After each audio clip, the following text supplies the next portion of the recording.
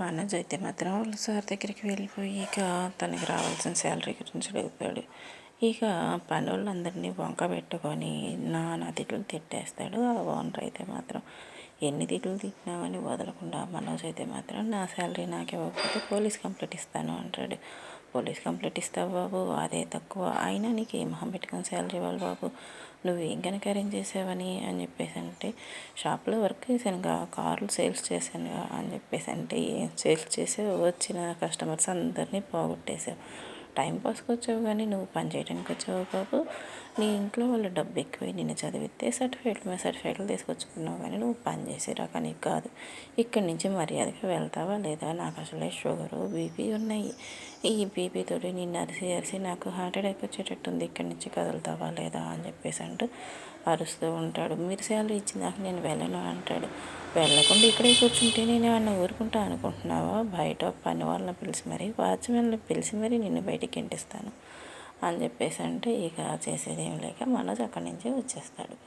అలా రాగానే ఏంటో నాన్న అప్పుడే వచ్చేసావు, ఎక్కడన్నా పని దొరికిందంటే, ఎక్కడ ఏ పని దొరకట్లేదమ్మా, నేను చదువుకున్న సర్టిఫికేట్లకి డిగ్రీలకి ఒక్క జాబ్ కూడా రావట్లేదు, నేను ఇప్పటికి ఏ స్థాయిలో ఉండాల్సిన వాడినో అంటూ తల్లి దగ్గరికి వచ్చి మొరపెట్టుకుంటూ ఉంటాడు.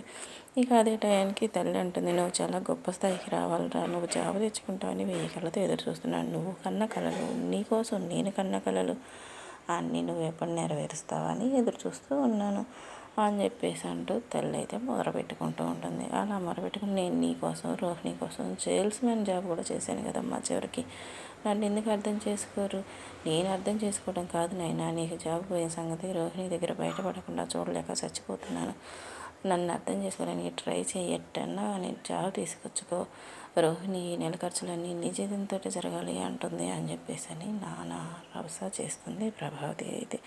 ఇక అదే టయానికి రవి కోసం శృతి ఫోన్ చేస్తే రవి ఎంతగా లిఫ్ట్ చేయపోయేసరికల్లా మీనాకి ఫోన్ చేసేసి, ఏం చేస్తున్నావు, బాగున్నావు అంటే, బాగున్నాను, ఆకలి వేస్తుంది, ఇవాళ రవి రెస్టారెంట్కి రాలేదా, ఫోన్ తీయట్లేదంటే, ఇవాళ రవి ఎందుకు ఇంటి దగ్గరే ఉన్నాడు, ఇంకా రెస్టారెంట్కి రాలేదు, అయినా ఆకలి వేస్తుంది అన్నావు కదా, నేను ఇటు చికెన్ చేస్తున్నాను, నీకోసం చికెన్ తీసుకుని వస్తాను అని చెప్పేసి అంటుంది. చాలా బాగా అర్థం చేసుకుంటారు నా బాధ, మిమ్మల్ని ఇబ్బంది పెట్టిందని అయితేనేమో అంటే, అబ్బాయి అదేం లేదు, నువ్వు చేసిన సహాయం ముందు ఇదెంత, ఇప్పుడే చికెన్ చేసుకుని వచ్చేస్తాను అని చెప్పేసి అంటే, ఎలా వస్తారు అంటే, ఆటో మాట్లాడుకొని వచ్చేస్తాను అని చెప్పేసి అంటుంది మీనా. ఆటో ఎందుకు, రవి ఎలా ఇంటి దగ్గరే ఉన్నాడు అన్నారు కదా, రవిని తీసుకొని వచ్చేసేయండి అని చెప్తుంది శృతి అయితే. సరే అని చెప్పేసి మీనా వెళ్ళి రవిని అడుగుతుంది. రవి మనం ఇద్దరం బయటికి వెళ్ళాలి అంటుంది. ఎక్కడికి వదినా చెప్పండి, నేను వెళ్ళొస్తాను, మీకు ఎందుకు శ్రమ అంటే, పర్వాలేదు నువ్వు ఎటు రెస్టారెంట్కి వెళ్తున్నావు కదా, నన్ను దారిలో అక్కడ తింపేసి వెళ్దు కానీ అని చెప్పేసి అంటుంది. ఎక్కడికి వదినా అంటే, శృతి దగ్గరికి, నువ్వు రెస్టారెంట్లో ఉన్నావని నీకు కాల్ చేసిందంట, నువ్వు కాల్ లిఫ్ట్ చేసిపోయేసరికి నాకు కాల్ చేసింది, ఎటు నుంచి చికెన్ వండాను కదా, నేను తీసుకొస్తానని చెప్పేసి శృతికి మాట ఇచ్చాను అని చెప్పేసి అంటుంది మీనా అయితే. సరే అని చెప్పేసి రవి అయితే మాత్రం, వద్దులే వదిన, అక్కడ దాకా నీకు ఎందుకు శ్రమ, ఎంత వెళ్తా, నేను ఇచ్చి వెళ్తాను, అయినా రెస్టారెంట్కి వెళ్తున్నాను కదా, అక్కడికి వస్తుందిలే, అక్కడ తినేస్తుందిలే అని చెప్పేసి అంటే, నాకు మాట తప్పడం అలవాట్లేదు, అలాగనే ఇచ్చిన మాట నిలబెట్టుకోవటం నాకు అలవాటు అని చెప్పేసి అంటుంది మీనా అయితే. ఇక చేసేదేమీ లేక రవి మీనాని బండెక్కించుకొని శృతి దగ్గరికి వెళ్తాడు. వచ్చారా అమ్మయ్య అంటూ ఈలోగా శృతి అక్కడ ఇచ్చిన డైలాగ్స్ చెప్తూ ఉంటుంది. అలా చెప్తూ ఉండేసరికల్లా మీనా పోయినసారి ఒకసారి చెప్పిన డైలాగ్స్లు కాస్త బ్యాలెన్స్ ఉండిపోయేసరికల్లా, అమ్మాయి ఈ డైలాగులు చెప్తే పూర్తవుతుంది అంటే, ఎటు ఆ అమ్మాయి చెప్పిన అమ్మాయి వస్తుంది, ఆ అమ్మాయి చేతనే చెప్పిద్దాము అని చెప్పేసి అంటూ శృతి అక్కడ ఉన్న అతనికి చెప్తుంది. సరే అని చెప్పేసి ఇక మీనా రాగానే ఆకలేస్తుంది అంటంతో, వేడివేడిగా ఉన్నప్పుడే తినాలి, చల్లారిపోతే బాగుండదు అంటూ మీనా అయితే మాత్రం శృతికి బాక్స్ ఇస్తుంది. ఇవ్వగానే బాక్స్ ఓపెన్ చూసి స్మెల్ చూసి, ఈ చికెన్కి మీనా చికెను అని పేరు పెట్టాలి, మీరు చేసిన చికెను ఎక్కడ ఇంత టేస్ట్ రాదు, అంత బాగుంటుంది అని చెప్పేసి అంటుంది శృతి అయితే. సరే కానీ మీకు ఒక పని ఉంది, చిన్న సహాయం చేసి పెట్టాలి నాకు. ఏంటి ఆ సహాయం అని చెప్పేసి అంటే, పోయినసారి మీరు డైలాగులు చెప్పారు కదా, అదే డైలాగులు ఇవాళ వేరే మ్యాటర్ గురించి చెప్పాలి. మా డైరెక్టర్ సరిగ్గా చెప్పేసాను ఆల్రెడీ, నువ్వు చెప్తావని. అయ్యయ్యో, నా వల్ల కాదు, ఇప్పుడు నేను చెప్పలేను, అప్పుడు ఏదో తప్పక చెప్పాను, ఇప్పుడు కూడా టీవీలో చూసుకొని నాకు నేను సిగ్గుపడిపోతూ ఉంటాను. లేదు లేదు, మీరు చాలా బాగా చెప్పారు, ఇప్పుడు కూడా మీరే చెప్పాలి అంటే, సరే ఇక చేసేదే ఉంది, తప్పదు కదా, తమరు ఆర్డర్ వేసిన తర్వాత అంటూ డైరెక్టర్ దగ్గరికి వెళ్ళి తను వచ్చేసింది. మీరు లిస్ట్ ఇవ్వండి డైలాగులు అంటే, ఏం డైలాగులు చెప్పాలి సార్ అని చెప్పేసి అంటే, డబ్బున్న అత్తకి పేద కోడలుగా వెళ్ళిన కోడలు తిప్పలు, అత్త కోడల్ని ఎలా తిడుతుందో ఆ డైలాగులు చెప్పాలి అని చెప్పేసి అంటూ చెప్తాడు అక్కడ ఉన్న డైరెక్టర్. సరే అని చెప్పేసి మీనా డైలాగులు చెప్పడానికి ప్రిపేర్ అయిపోతుంది. అదే టైంకి రవి కూడా అక్కడే ఉండేసరికల్లా శృతి డైరెక్టర్ ఫోన్ చేసి, సార్ అతన్ని కొంచెం బయటికి రమ్మని చెప్పండి అంటంతో ఇక తనని బయటికి పంపించేస్తాడు డైరెక్టర్. తన డైలాగులు అయిపోగానే వస్తుంది, మీరు బయటికి రండి సార్ అంటంతో రవి తప్పించుకోలేక వచ్చి శృతి ముందు నిలబడతాడు. అసలు మ్యాటర్ ఏంటి, నేనంటే నీకు ఇష్టం ఉందా లేదా, నాకుగా నేను ప్రపోజ్ చేశానని చెప్పేసి చులకనైపోయానా అని చెప్పేసి అంటంతో, అబ్బే అదేం లేదు శృతి అంటే, మరి ఏముంది, ఎందుకు దూరంగా ఉంటున్నావు, ఎన్నిసార్లు ఫోన్ చేయాలి, ఎందుకు ఫోన్ తీయట్లేదంటూ దబాయిస్తుంది. అలా ఏం లేదు శృతి అంటే, మరి ఏంటో చెప్పు, అసలు ఒక్క మాట డైరెక్ట్గా అడుగుతాను, నువ్వు నన్ను ప్రేమిస్తున్నావా లేదా అని చెప్పేసి డైరెక్ట్గా అడిగిస్తుంది శృతి. అలా అడగగానే ఇక రవి చేసేది ఏం లేక, నేను నిన్ను ప్రేమిస్తున్నాను అని చెప్తాడు.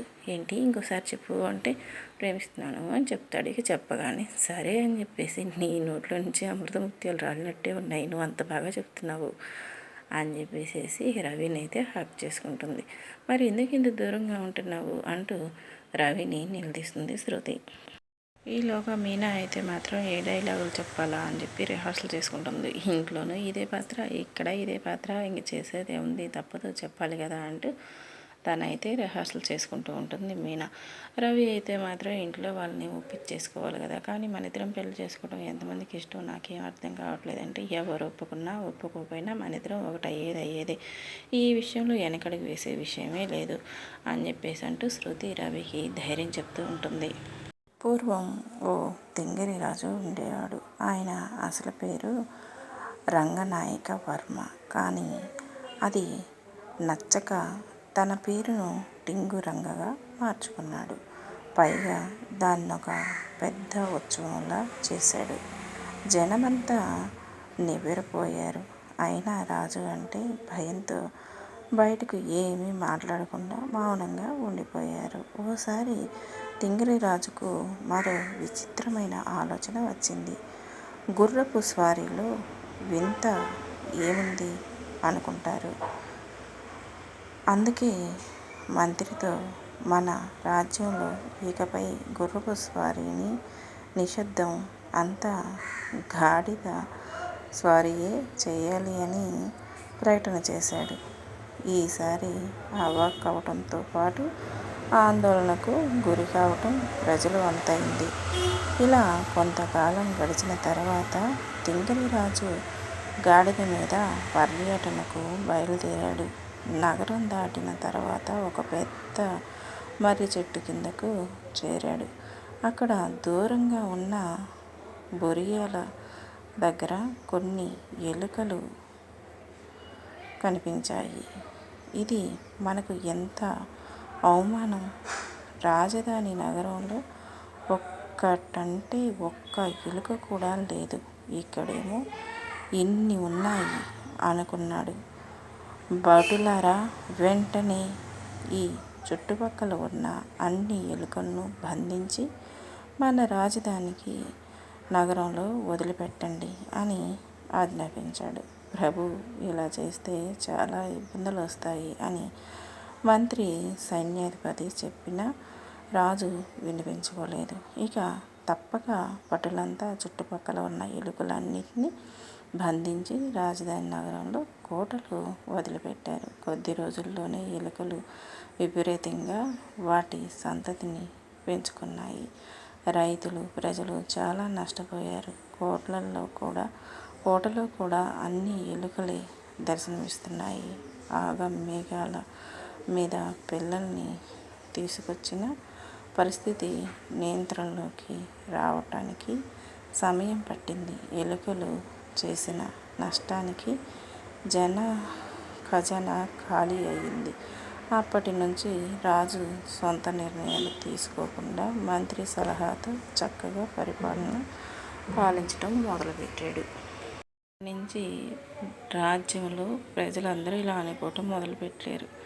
రాజ్యం ఉండగానే సరికాదు, అందులో ఉండే రాజు సరైనోడు కాకపోతే గుర్రం 3 కాళ్ళ మీద నడిచింది అంటారు. ఇదేనేమో పెద్దలు ఇంత నష్టపోయాక కానీ రాజుగారికి జ్ఞానోదయం కాలేదు.